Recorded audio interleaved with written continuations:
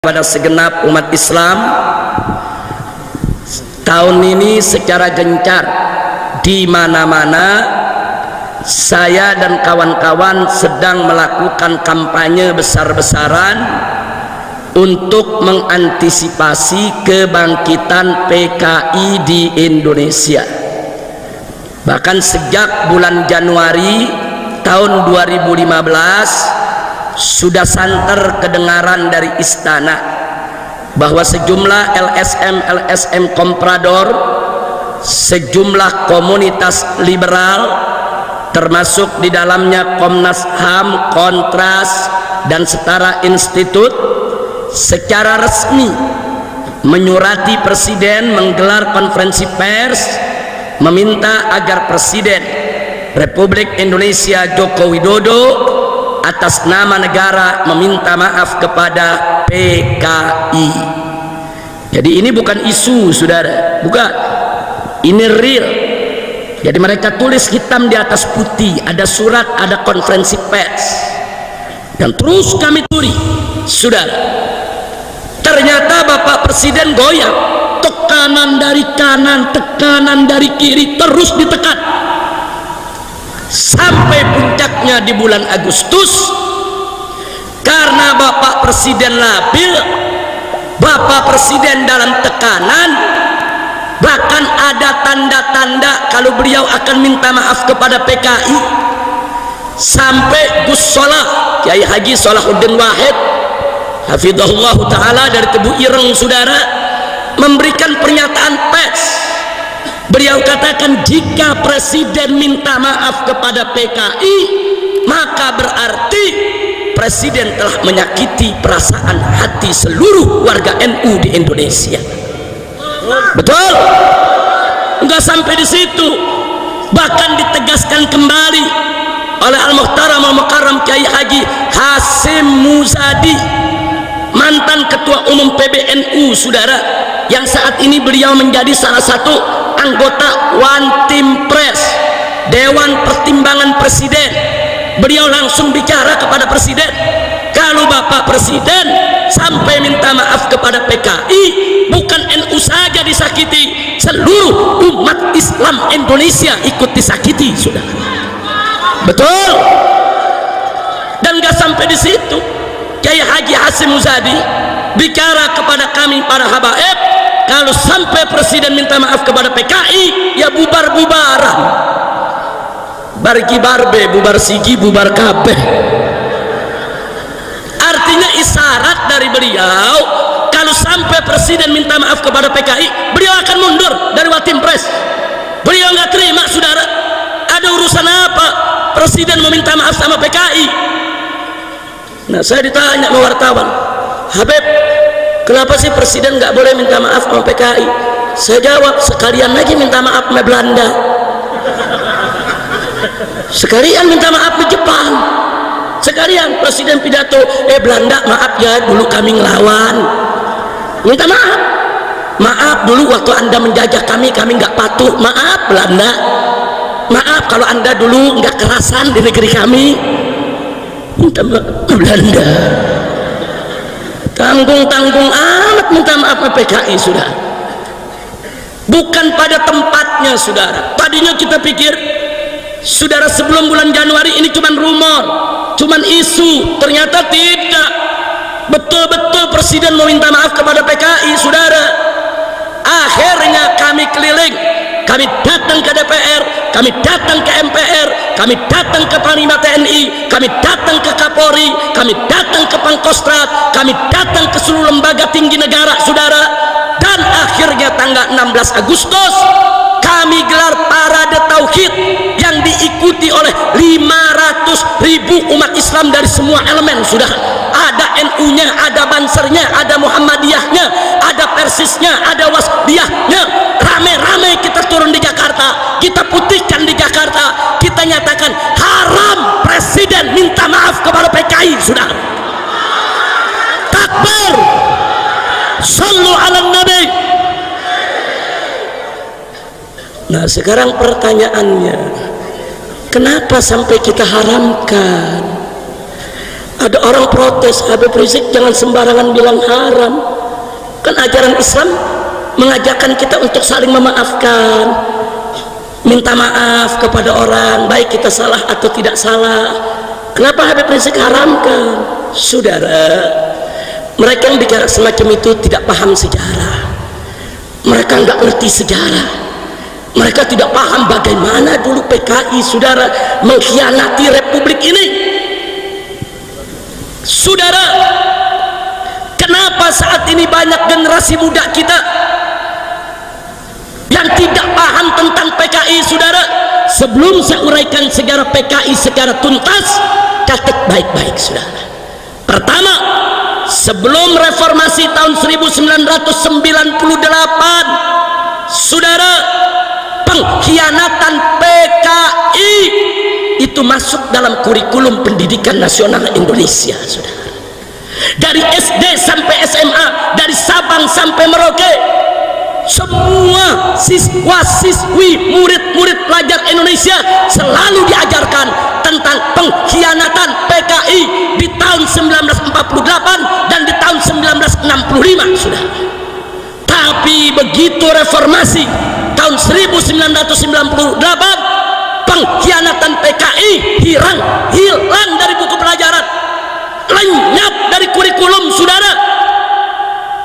Yuk kita bertanya, apa yang harus kita tanyakan, saudara? Siapa itu orang kuat yang mampu menghapus PKI dari kurikulum, saudara? Kalau orang biasa, orang lemah, nggak bisa menghapus kurikulum PKI, saudara. Kurikulum PKI secara nasional dihapus sampai hari ini. Makanya pemuda-pemuda Indonesia, saudara, siapapun dia yang lahir di tahun 90-an, yang tahun 98 baru duduk di SD, sampai hari ini mereka tidak pernah mendapat pelajaran tentang pengkhianatan PKI. Mereka nggak tahu siapa PKI, saudara. Nggak sampai di situ. Sebelum tahun 1998, saudara, televisi nasional, baik itu TVRI maupun televisi swasta, diharuskan setiap tanggal 30 September untuk memutar ulang film dokumenter tentang pengkhianatan G30S PKI, saudara. Tapi setelah reformasi 98, semua televisi tidak ada lagi yang berani untuk memutar film dokumenter G30S PKI, dilarang.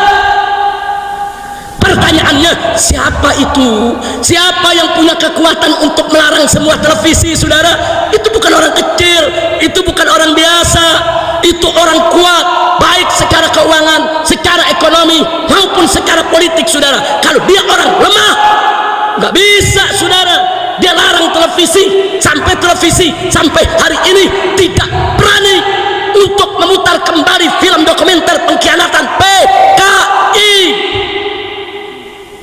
Waktu film itu disetel dari Sabang sampai Merauke, di kampung-kampung orang lihat, orang dengar, orang tonton, orang tahu kebiadaban PKI, saudara. Yang ketiga, saudara, semenjak reformasi tahun 98, saudara, Anda tahu apa yang hilang dari tengah-tengah kita? Dulu sebelum tahun 98, setiap orang akan menjadi pejabat publik, mau jadi bupati, mau jadi wali kota, saudara, mau jadi gubernur, mau jadi anggota dewan, baik dari DPR tingkat pusat sampai daerah, wajib untuk mengikuti litsus, saudara. Ada litsus. Apa itu litsus? Penelitian khusus. Si calon pejabat diperiksa, saudara, bagaimana kaitannya dengan PKI dari semua aspek, saudara, baik kekerabatan, pertemanan, pergaulan, sampai kepada pemahaman dan ideologinya, saudara. Kalau teridentifikasi seorang calon pejabat ada paham-paham PKI, ditolak, nggak bakal dilantik, dibatalkan. Tapi sekarang, saudara, di DPR RI kita punya daftarnya, tidak kurang dari 100 anggota DPR RI. Mereka adalah orang-orang yang sampai hari ini tetap mengkampanyekan ideologi PKI. Bisa jadi anggota DPR RI, bahkan ada yang bangga, dia meledek kita semua, saudara. Dia masuk ke salah satu partai, kemudian masuk menjadi anggota DPR RI, saudara. Kemudian setelah itu menjadi ketua salah satu komisi di DPR RI. Lalu dia buat buku, apa judulnya, saudara? Aku bangga jadi anak PKI. Enggak sampai di situ, dia bikin buku lagi dengan judul anak PKI masuk parlemen. Maksudnya dia mau ledek kita semua, dia mau ledek kiai, dia mau ledek pesantren, dia mau ledek umat Islam. Aku anak PKI, mau apa? Aku sekarang di DPR, mau apa? Masya Allah, saudara, kita umat Islam tentu tidak memusuhi anak-anak PKI. Yang salahkan dulu orang tuanya, bukan anaknya. Dalam Islam tidak ada dosa keturunan, saudara. Tapi tolonglah anak-anak PKI tersebut, saudara, jangan lagi mengkampanyekan ideologi bapaknya. Sudahlah, mafat-tafat yang sudah berlalu biarkan dia berlalu. Bapaknya dulu salah, ya sudah salah, doakan saja semoga diampuni oleh Allah.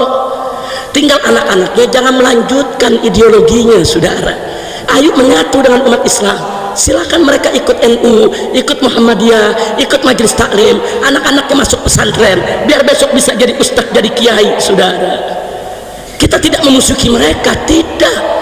Saya juga tidak setuju kalau anak-anak keturunan PKI dipres, ditekan, dimusuhi, hak politiknya dikebiri, nggak boleh.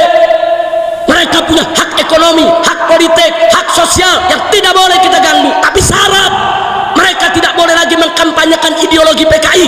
Mereka tidak boleh lagi memperjuangkan kebangkitan PKI.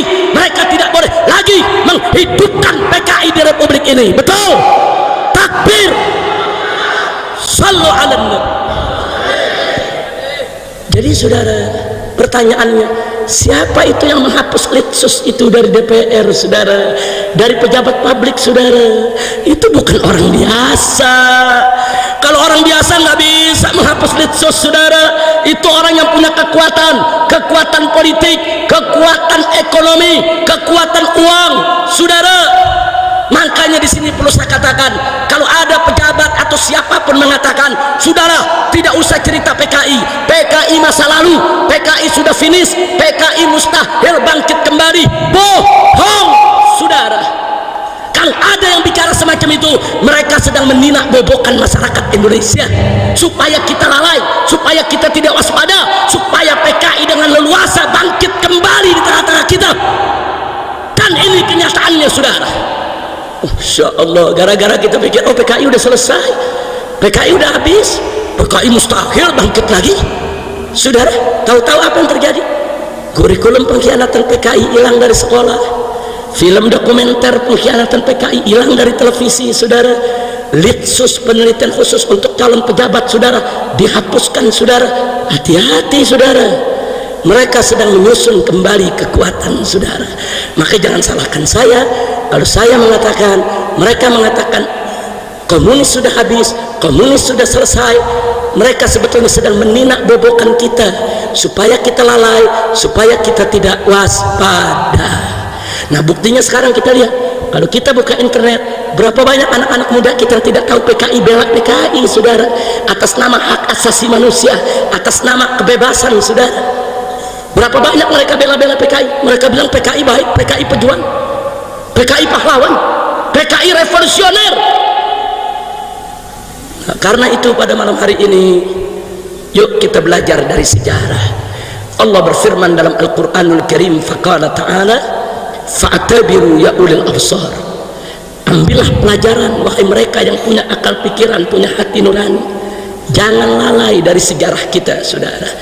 Karena Nabi berpesan, orang beriman itu tidak jatuh dalam satu lubang dua kali, saudara. Jangan sampai nanti kita jatuh lagi, terjebak oleh paham-paham PKI yang ingin menghancurkan kita, saudara. Nggak sampai di situ, umat Islam, saudara, harus merapatkan barisan. Jangan melulu kita ribut soal khilafiyah di antara kita, saudara. Jangan. Yuk kita rapatkan barisan kita, kita satukan potensi kita, saudara. Karena jika kita tidak bersatu dari hari ini, besok begitu PKI bangkit, kita hanya akan menjadi korban mereka, saudara. Hati-hati Pak Bu ya. Maka itu saya mau tanya pada malam hari ini, siap untuk mengkaji soal PKI? Saya mau tanya semua, siap mengkaji soal PKI? Mau tahu PKI? Betul?